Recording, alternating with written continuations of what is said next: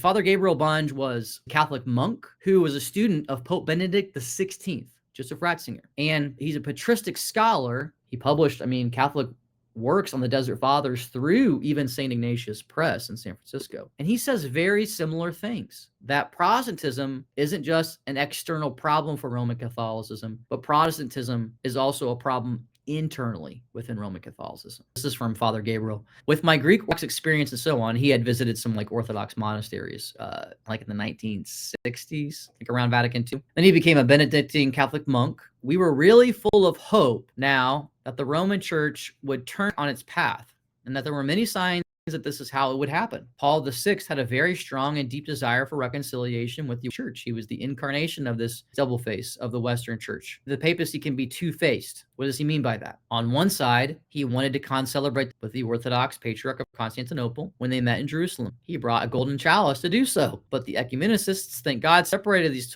two old men, because after such an act, it would have become worse than it was before, and so they did not serve together. He offered to give the Patriarch the chalice, but it was well proved that he wanted, through liturgical forms, to make the Latin Mass become also acceptable to Protestants, not thinking, not aware that would be in the same moment become completely unacceptable to the Orthodox. The more you Protestantize your liturgy, it's going to become more and more unacceptable to the Orthodox. And here he goes. You can see that the Catholic Church is between these opposite positions, the Orthodox East and the Protestant West. But then the general evolution did not go towards the East, and it became a slow self-Protestantization of the Roman Church. Protestantism is an inner Catholic virus, and the Roman Catholic Church has no antibody against the virus. The Orthodox Church had plenty of opportunities to be infected with Protestantism and secularism, but they did not succumb, but only on the surface. That's Father Gabriel Bunge, student of Pope Benedict XVI. He was a Catholic patristic scholar and became Orthodox in 2013, before Pope Francis was really on the scene. And so these issues go much deeper than the last 13 years. So we should pray for them. They're in a big time of transition. The last time that Catholics, the East and the West, reunified and it stuck, the acts of the Eighth Ecumenical Council, 879. It's called the Council of Union. It annulled 869, which Catholic Church today, the Roman Catholic Church today, considers its Eighth Council, 869. But the Pope actually annulled that at a council 10 years later, where St. Photius was restored. Those previous acts were annulled. And this council actually shows you really the template for reunion. St. Mark of Ephesus, 600 years later, was hoping that Florence would be a repeat of this, but it wasn't, because the Eastern perspectives were not as much respected. There's a lot of issues with Florence. And so it failed. It was rejected by the people and rejected by, some of the patriarchs. Some of them did accept it, but then, or at least maybe their delegates did, but then when it got actually back to their see, it gets really messy,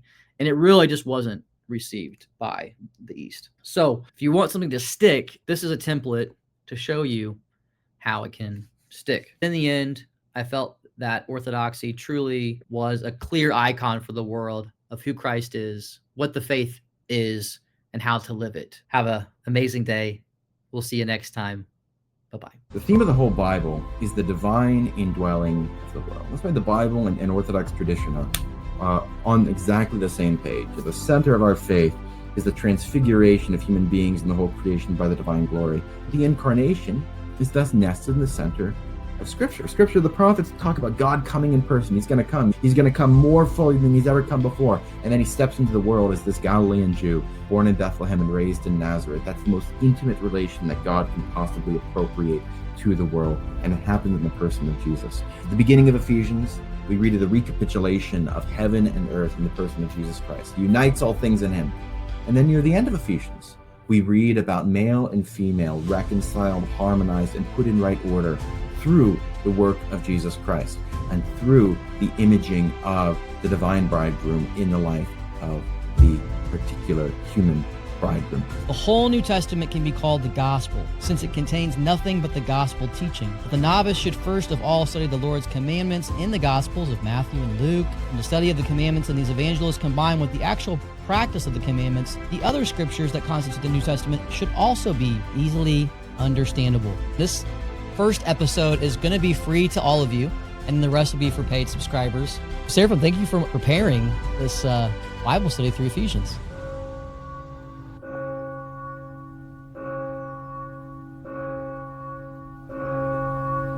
Ephesians is one of Paul's later letters. It's relatively late in his apostolic career, probably somewhere in the early 60s AD. So this is, we might say, Paul's mature thought.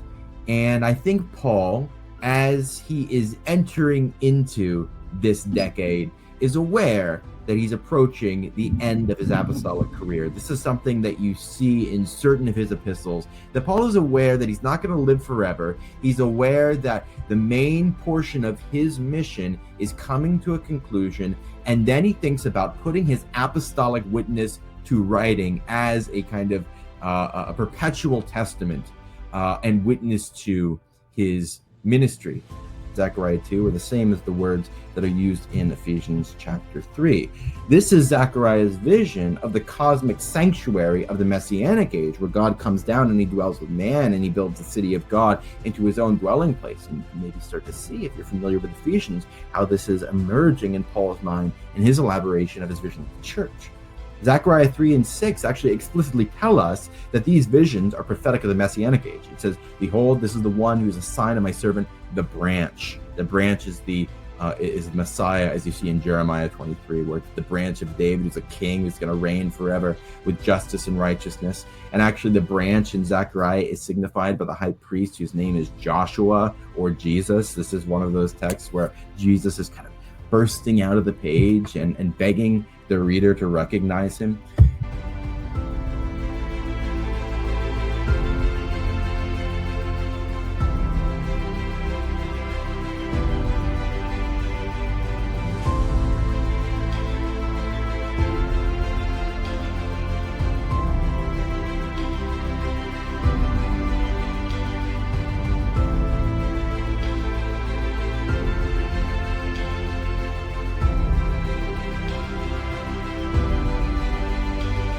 The Wise Phone 2, which I currently use as my phone. It's an amazing phone that helps you not doom scroll or be addicted to social media and other vices, because it doesn't have a web browser, but it does function like a phone. You can call, you can text, you can take pictures, you can do videos. It even has apps like Uber and Lyft. You can order food, maps to get around town, all the things that you kind of need in this modern life. While at the same time being able to have a boundary between you and work, or you and distractions. So you can be more present with your family, with your kids, with your spouse, whomever. This has been a very freeing experience for me to have the Wise Phone 2. Again, you can get $40 off through my discount code KING today.